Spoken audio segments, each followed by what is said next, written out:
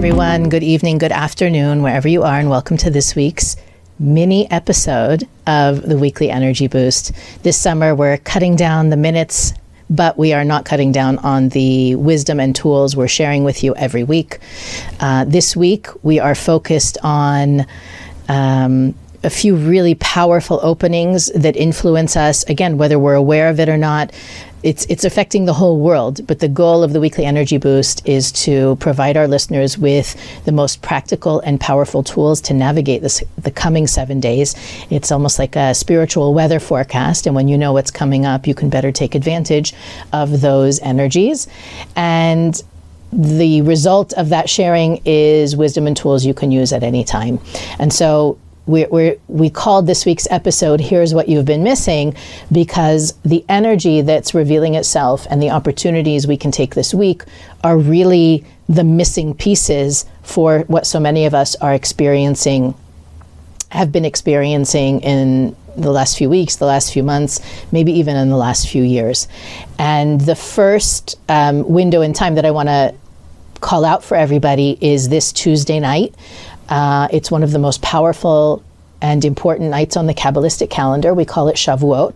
Shavuot is the night upon which all of the energy that was revealed on Mount Sinai 3,500 years ago or so is available. Now, you could say, well, who cares? That's a biblical thing.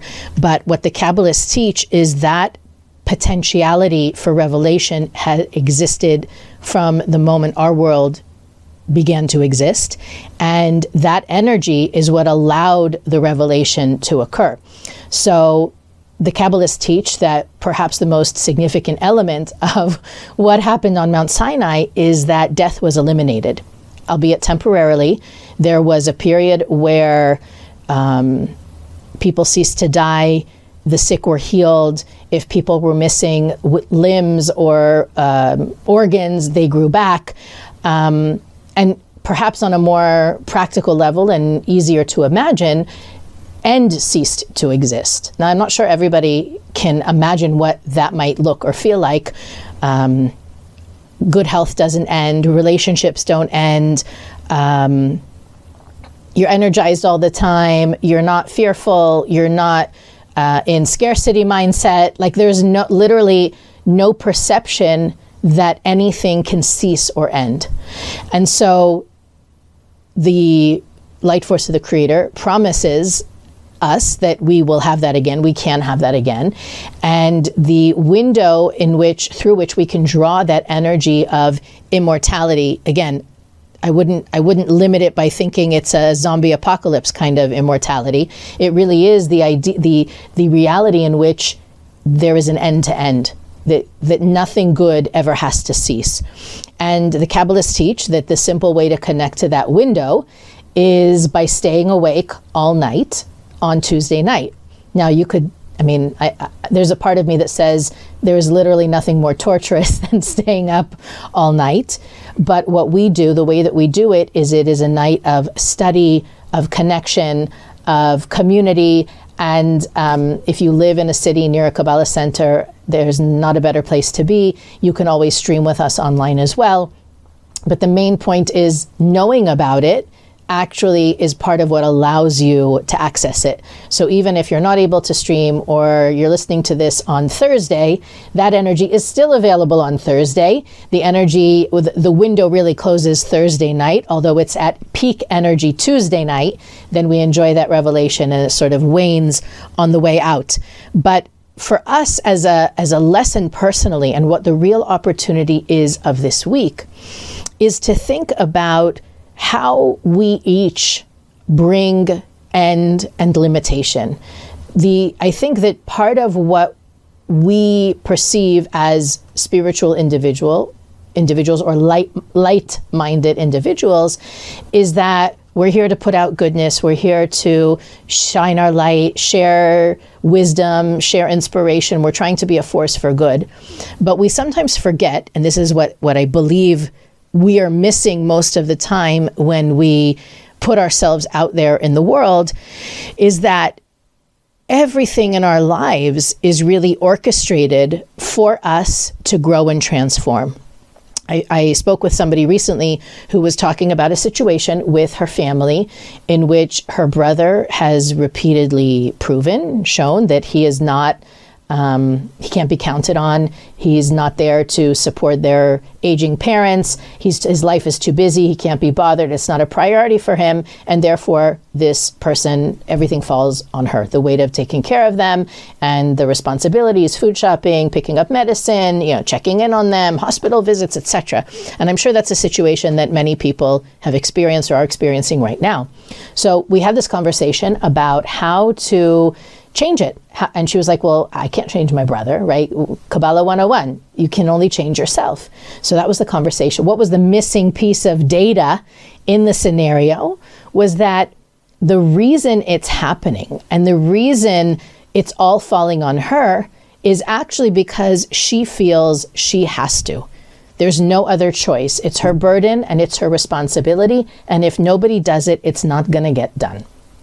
So we had this conversation, she shared with me afterwards, and she paused and she decided she's not going to rush out the door, which is her usual normal nature. And I love this example because her nature is to care.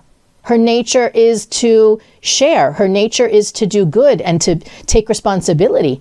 But because at its root, she feels she doesn't have a choice, it removes both that energy of sharing, meaning it then becomes an obligation and a burden, but it also, by her, anytime, and it's not just her, and she is great, and I'll share with you what shift she made in a second, but anytime we are approaching something as I have to, as a burden, an obligation, anything you feel tethered to, anything that's a ball and chain in your life, even if it's kindness and taking care of one another, someone else at least, it's not going to reveal the light it can.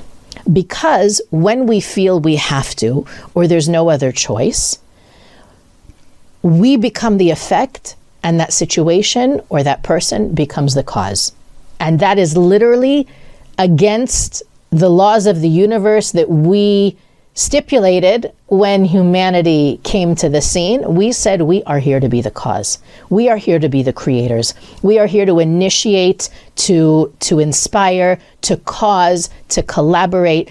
And the moment something else makes us feel this way or that, we revert to the role of the effect. And because we are being controlled or affected so strongly by something else, it can't reveal the light it's meant to.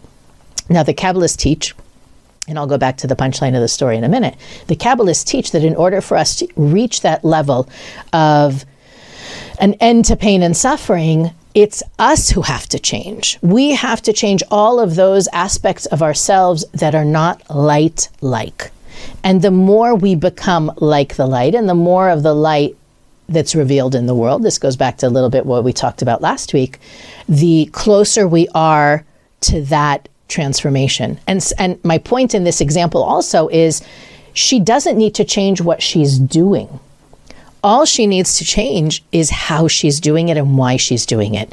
To go from a heavy and burdened heart to a pure heart, to an open heart, to a joyous heart. So she sat there in the sunlight, enjoying herself, sort of planning out her day, her weekend, and giving herself the time she needed to enjoy and to feel connected and grounded in herself. And then she decided, and I'm sure she's okay with me sharing it. I'm not revealing who it is. She picked up the prescription that one of her parents needed, and she stopped by, and the intensity, the urgency that she felt, I have to get there as soon as I can. They need me. They're waiting for me.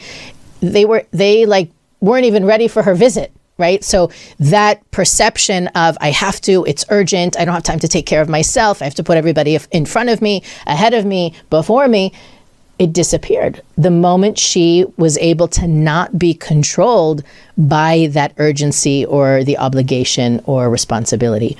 And P.S., who went grocery shopping the next day? Her brother.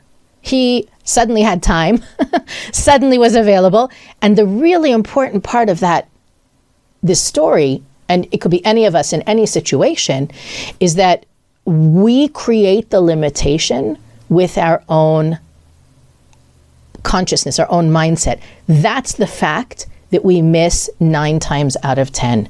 The reason our movie personally looks dark and dismal, there's no other choice, I don't have any help, I can't manage in any other way, nobody's going to change, is because our perception, it's almost like we are forcing the universe, this person was forcing the universe to make her brother selfish, to prove that that's the reality. No one will do it but me. Okay, you don't want anybody to do it but you? Your brother's going to be selfish and your aunt and uncle are busy, right? The whole universe conspires to reinforce and affirm what we see. And that's one of the reasons that the Kabbalists talk about certainty, having trust, understanding that there is a system, that the laws of cause and effect are perfect. There are no exceptions. And when we stop forgetting that idea, what we bring into our experience, and I believe a lot of us think this way. I know my consciousness determines my reality. I know my mindset is everything. We say things like, change your mind, change your life, right? But at the end of the day, and this is the week to free yourself from every thought, word, and action that connects you to limitation, to impossibility, to when is the other shoe going to drop? All good things must come to an end. I'm just holding my breath till something happens. We all do it, Kabbalah teachers included. And the reality is, with the light that is available to us this week, we can, let's say that the light is shining so brightly, it can burn away all of those perceptions. So if you're listening prior to, let's say, Thursday night, you still have the opportunity to make that list. What are the thought processes and mindsets and belief systems I have of limitation, of lack, of impossibility, of no other choice? And I want to get rid of them. I want to free myself from them. That window of opportunity is there for us until Thursday night. And the beautiful thing that Kabbalah teaches is that whatever happens during the week only fully becomes manifest on Saturday, on the 7th day, the day of Shabbat, which really represents, again, this is the week of Malchut, this is the week of manifestation of all the effort we put forth in the Omer, and every week has its own manifestation. So this energy is available to us until Saturday night. I want to end with a little meditation visualization from my teacher, Karen Berg, and then send you off into the week. This week in your meditation, go to the beautiful rising sun. If you are able to see a sunrise, if you stay up all night on Tuesday night, you get to watch the sunrise. That's me. That's my voice if you're not watching the video. It is not something you will easily forget. The moment of sunrise is perhaps the most positive moment of the entire day. Take yourself to the early morning and see the dark horizon slowly illuminate. Little by little, the sunlight increases. You can feel the warmth begin to build upon your face. The birds sing. The animals emerge from their dwellings, but most importantly, you feel something stir within you. The light is coming, and with it comes a new day, new hope, new opportunities, and new blessings. You are inspired to be like the light, and your heart opens wide as the sky to love. It inspires you, renews you, and restores you. It is the light of the Creator that removes darkness in our lives. The time has come to welcome this positive force into our lives and into the world. The time has come to move toward the light. And that's what you've been missing. Weekly Energy Boost is available on all podcast platforms, YouTube, Facebook, and Instagram. You can visit our website, weeklyenergyboost.com. and see how you can stream or connect with us on Tuesday night and Wednesday for the window of Shavuot, as well as all the other things we talk about in other episodes.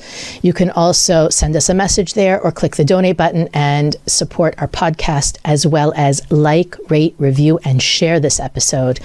And we'll see you next week for another mini episode of Weekly Energy Boost.